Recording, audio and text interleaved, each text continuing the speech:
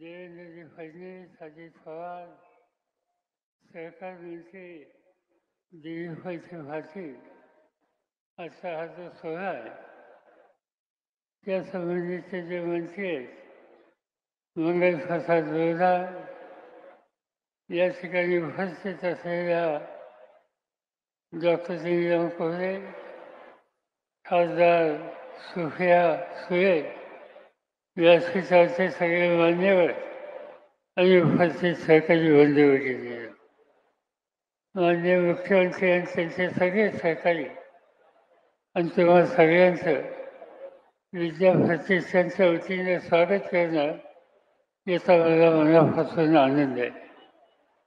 आज या प्रांगणामध्ये आपण आहात. ही संस्था 1971 साली स्थापन झाली आणि आज जवळपास 30,000पेक्षा अधिक विद्यार्थी या कॅम्पसमध्ये शिकतात.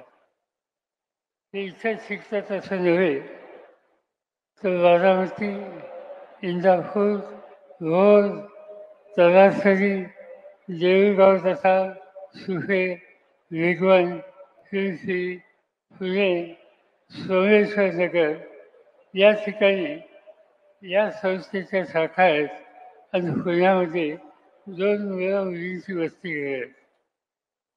आजचा हा कार्यक्रम हा रोजगाराशी संबंधित आहे आणि राज्य सरकारला, मुख्यमंत्र्यांना, त्यांच्या सहकार्यांना धन्यवाद देऊ इच्छितो की नव्या पिढीला हाताला काम देण्याच्यासाठी रोजगार निर्माण करण्याची आज राष्ट्रीय गरज आहे आणि महाराष्ट्र सरकारने त्याच्यामध्ये लक्ष घातलं. नेमका हाच दृष्टिकोन आम्ही लोकांनी स्वीकारला आणि आज या संस्थेमध्ये आपण आहोत. या ठिकाणी मुलांना कॉलेजमधनं बाहेर पडल्याच्या नंतर कुठंतरी नोकरीची संधी मिळेल यासाठी एक स्वतंत्र विभाग स्थापन केला. या गेल्या 5 वर्षामध्ये इथल्या इंजिनिअरिंग कॉलेजमधनं जी मुलं बाहेर पडली त्या मुलांच्या पैकी 1500 मुलांना नोकऱ्या मिळाल्या. त्याशिवाय नॉन इंजिनिअरिंग हा ज्या महाविद्यालय आहेत त्यांचं जे प्लेसमेंट आहे गेल्या 3 वर्षामध्ये 1000 मुलींना इथल्या नोकऱ्या मिळू शकल्या.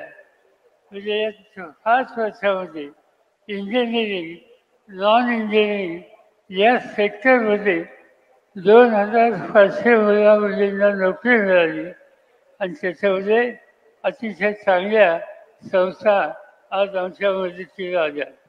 आज जर आपण बघितलं तर TCS, Infosys, cognisant, Wipro, Capgemini, Larsen and Toubro अशा अनेक कंपन्या आहेत. त्या कंपन्या आज त्यांचे प्रतिनिधी या ठिकाणी पाठवतात आणि त्या ठिकाणी इथल्या मुलांना नोकरी द्यायच्या संबंधीची संधी देतात. इंजिनिअरिंग कॉलेजला जे विद्यार्थी आहेत आणि त्यांना ज्या नोकऱ्या मिळाल्या त्यांना साधारणतः वर्षाला 4 लाख रुपयाचं वेतन मिळायचं आहे आणि नॉन इंजिनिअरिंगला 2500 कमीत कमी एवढी रक्कम मिळते.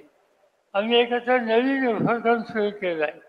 आज जगामध्ये कृत्रिम बुद्धिमत्ता हा विषय याच्याबद्दलचं अतिशय लक्ष लोकांचं आहे आणि म्हणून या ठिकाणी आर्टिफिशियल इंटेलिजन्स या संबंधीचं पहिलं कॉलेज या ठिकाणी सुरू केलं आणि आणखी पुढच्या वर्षापासून त्याची नवीन वास्तू या ठिकाणी तयार होईल.